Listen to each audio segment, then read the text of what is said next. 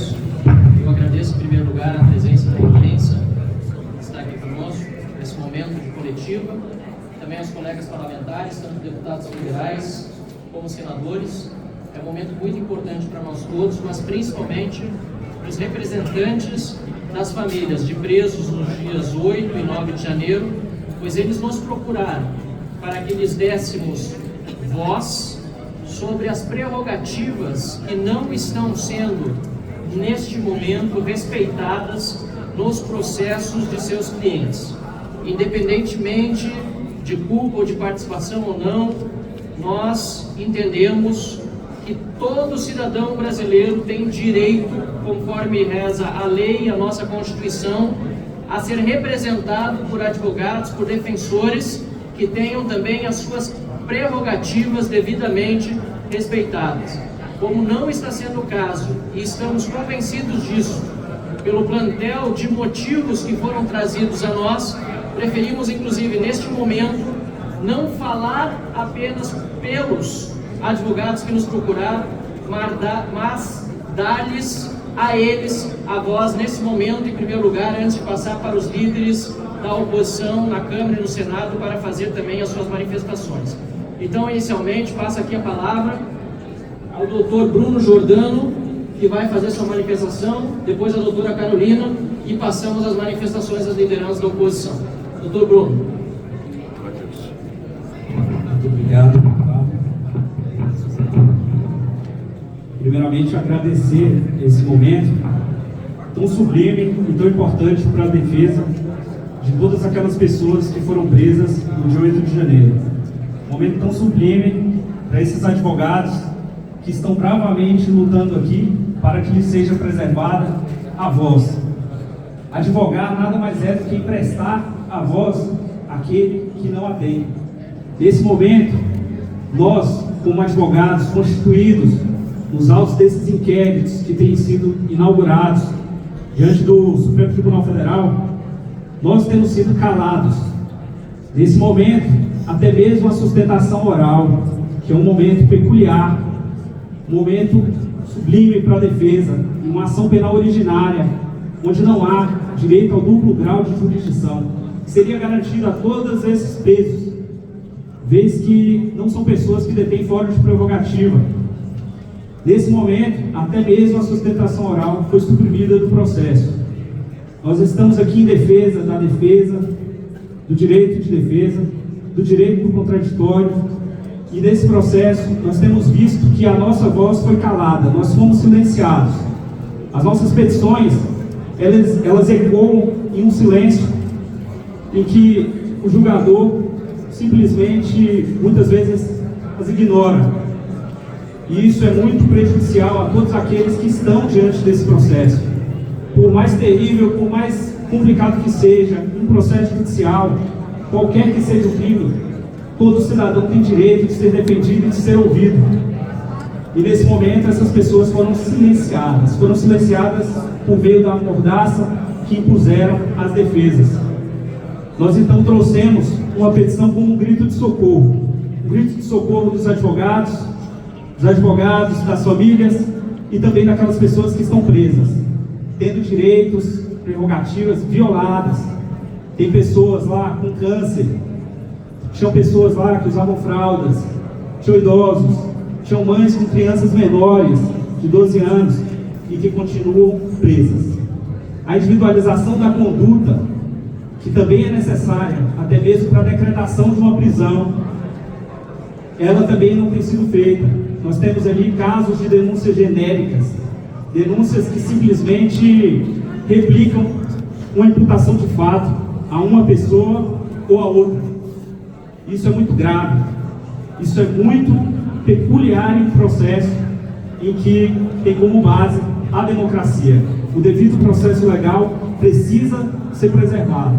Essa casa, o Senado Federal, a Câmara dos Deputados, que tem a competência de legislar, ela também, eu acredito que gostaria de ver as suas leis que são feitas aqui serem preservadas.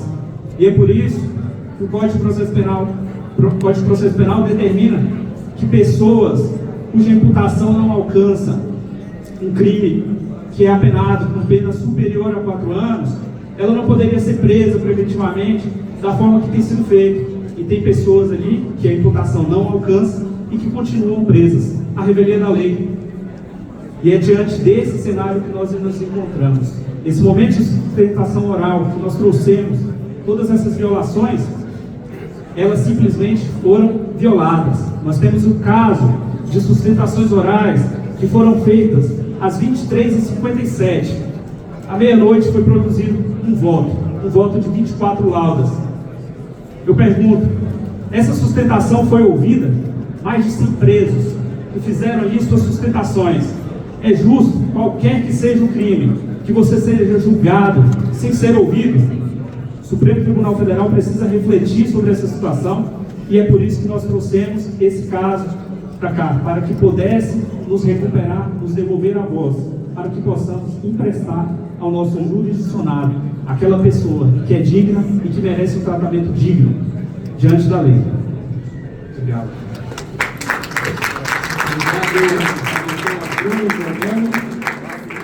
Passo agora a palavra à doutora Carolina Sierra. Boa tarde. Estou aqui como advogada de assistidos nesse ato do dia 8. E uma das primeiras coisas que precisamos dizer é que essas pessoas que se encontram presas e as que já saíram, elas são pessoas comuns, como eu, como os nossos amigos advogados. Elas não possuem foro privilegiado, nem foro de prerrogativa, então elas deveriam estar sendo julgadas conforme a Constituição Federal versa em seu artigo 109, pela Justiça Federal. E no momento após a prisão, os juízes federais declinaram a competência, informando um inquérito que já corre desde o ano passado.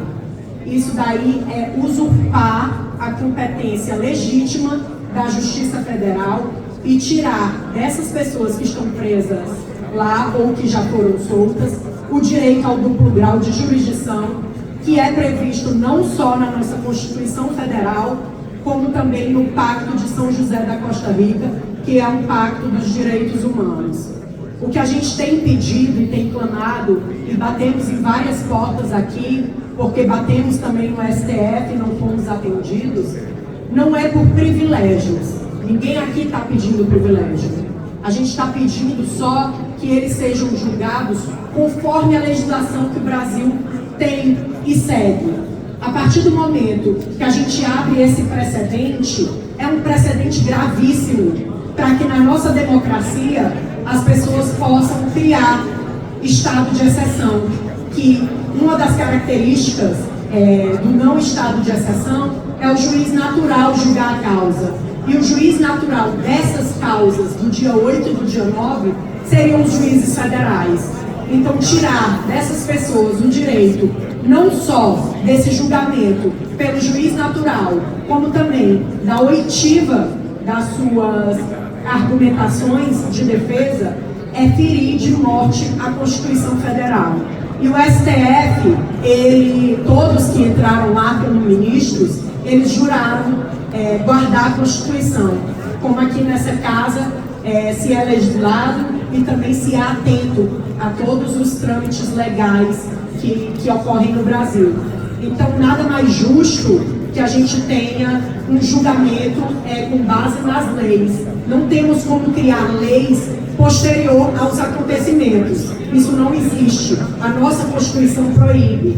As convenções internacionais de direitos humanos também proíbem. Então não estamos pedindo privilégios para ninguém. A gente só quer um julgamento justo, com direito de defesa, que a defesa seja ouvida e que a gente também tenha os nossos argumentos utilizados, não tendo decisões genéricas sem ter base nenhuma da fundamentação que a gente colocou. Temos casos que temos mais de 10 recursos de pessoas que são doentes, de pessoas que têm direito a benefícios e que estão lá esquecidas, porque não adianta peticionar nesse processo que a gente não vai ser ouvido. Então, estar aqui é ter essa voz que não estamos tendo dentro do processo. E eu agradeço a todos os deputados e senadores que estão nos apoiando. Obrigada. Líder da oposição na Câmara dos Deputados, deputado Carlos Jordi. Boa tarde a todos. Eu quero me solidarizar com todos os advogados que estão aqui, todas as famílias de presos do 8 de janeiro, até mesmo aqueles que provocaram o vandalismo. Porque aqueles deveriam ser julgados de acordo com a lei e não ao arrepio da Constituição. Eu defendo que a lei ela seja com rigor para aqueles que provocaram o vandalismo, mas que haja a individualização das condutas, o devido processo legal e não da forma que está sendo feito, de uma forma em que colocaram todos como gados, assinando uma nota de culpa genérica, como se todos tivessem responsabilidade por aqueles atos. E mais do que isso, todos aqueles que foram presos não estão tendo o direito à sua defesa. Esses advogados que estão aqui estão clamando pelo direito constitucional, uma prerrogativa dos advogados de poderem defender os seus clientes. Está previsto na Constituição, inclusive a sustentação oral, que tem sido também cerceada deles. Não bastasse todos os avanços, as escaladas de arbitrariedade que têm sido feitas pelos membros do Supremo Tribunal Federal, que deveria ser o guardião da Constituição e que tem feito diversas medidas arbitrárias, como um inquérito inconstitucional, em que não há previsão constitucional nem legal para que ele possa instaurar, ferindo também o princípio do juiz natural, porque o juiz que é a vítima é também o juiz e é o promotor. Isso é uma demonstração clara de que já estamos vivendo um regime de exceção. A advogada Carolina disse aqui que as características que estão tomando caminham para um estado de exceção, mas não, nós já vivemos uma ditadura do judiciário. Lamentavelmente, muitos da imprensa e até juristas aplaudem todo esse ataque à nossa Constituição, sem perceber que o caminho que nós estamos indo é um caminho sem volta. É um caminho que hoje são esses que são de um lado que é opositor ao governo, mas em breve serão eles. Não podemos mais aceitar tantas violações, não só de prerrogativas de advogados, mas também as violações que estão sendo feitas à nossa Constituição reiteradamente. Até quando nós vamos permitir que isso aconteça? Estamos caminhando a passos largos para uma Venezuela. E aqui não estamos fazendo nenhum ataque ao Supremo Tribunal Federal. Estamos pedindo somente que eles possam exercer o papel constitucional deles, que é, de fato, julgar as leis e não julgar pessoas que sequer têm foro de prerrogativa de função.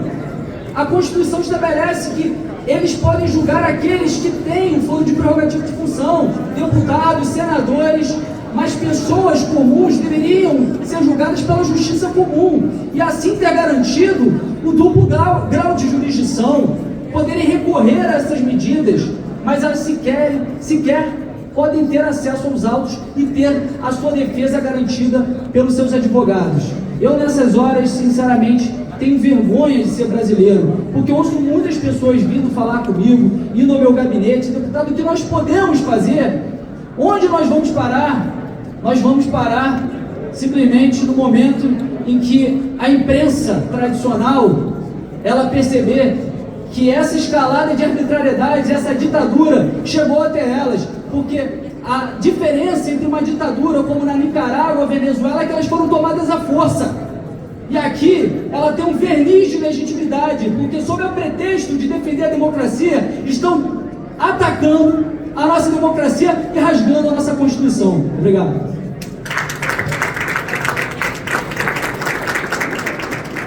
Antes de passar a palavra para o líder da oposição no Senado, o senador Rogério Marinho, eu quero só informar a todos que será disponibilizada a toda a imprensa a petição assinada por mais de 60 advogados em que estão contidas todas as prerrogativas que foram desrespeitadas até o momento.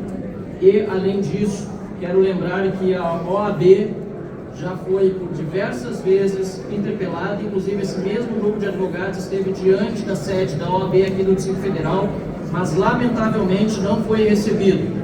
Fez a sua manifestação diante do prédio e esperamos aqui que numa próxima vez sejam pelo menos recebidos com um cafezinho para conversar sobre esse assunto, porque a OAB, salvo algumas exceções regionais, inclusive do meu estado, Rio Grande do Sul, tem se mantido silente sobre essas prerrogativas desrespeitadas, e nós aqui estamos pedindo à Ordem dos Advogados do Brasil que dê atenção a esse pleito dos advogados, que é tão legítimo como o pleito de qualquer outro advogado do nosso país. Passa a palavra ao senador Rogério Marinho, em seguida serão abertas as perguntas e depois as falas dos deputados e senadores que estiverem presentes aqui. Senador Rogério Marinho, líder da oposição no Senado. Boa tarde a todos. Eu acho que tudo já foi dito para aqueles que me antecederam. Esse ato aqui é muito mais um clamor e uma solidariedade àqueles que ainda se encontram presos e aqueles que já foram processados e soltos, mas que tiveram seus direitos relativizados em função de um ato que estabeleceu no nosso país desde março de 2019 um regime de exceção de direitos individuais. Nós passamos por um problema, por um processo onde houve uma mudança política no país. E aqueles que engendraram e que estabeleceram esse inquérito ou inquéritos fake news ou das milícias, o fizeram e alardearam isso publicamente, o receio de arroubos autoritários do governo do Kindle. Essa página não foi virada, mas os inquéritos não foram concluídos. E o fato é que a Constituição está sendo relativizada.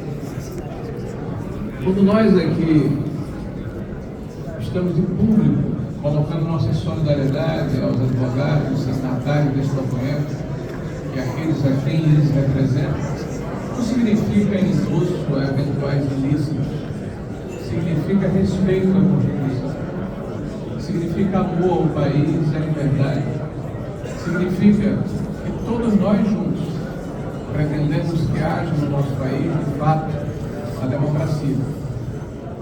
A democracia que une, protege, que ampara todos os brasileiros sem exceção. Talvez o fato mais forte e que passa desapercebido é de que, ao serem julgados pela última instância do nosso judiciário, numa eventualidade de um erro jurídico, já que as questões são humanas, não há quem recorrer. Há uma supressão das instâncias. E o foro, que tantas vezes foi atacado pela população de uma maneira geral, pela opinião pública e publicada pela grande imprensa, que teoricamente resguardava as autoridades, passou a ser, na verdade, uma arma utilizada contra pessoas que não têm mandatos, que não exercem cargos públicos e que, na sua grande maioria, são pessoas comuns. O que nós propugnamos, o que nós defendemos, o que nós desejamos, o que nós queremos, e por isso que a nossa voz é alteada no dia de hoje ao lado de tantos deputados, senadores e advogados que representam aqueles que ainda se encontram presos e aqueles que já foram libertados e aguardam o seu respectivo julgamento, e que nós possamos voltar à tão sonhada normalidade democrática. Porque falar de pacificação, de virada de página, de convivência democrática, de alternância de poder, de respeitar quem pensa diferente é muito fácil. Difícil é viver num estado de exceção, em que aparentemente há uma intolerância para quem pensa diferente, para quem acredita em valores que são caros à sociedade, mas aparentemente contraditam aqueles que se apossaram do poder nesse momento. Então, o que nós defendemos aqui, de uma forma tranquila, de uma forma serena, é que a Constituição volte a ser o escudo, o manto protetor da sociedade brasileira. Essa é a nossa mensagem. Obrigado.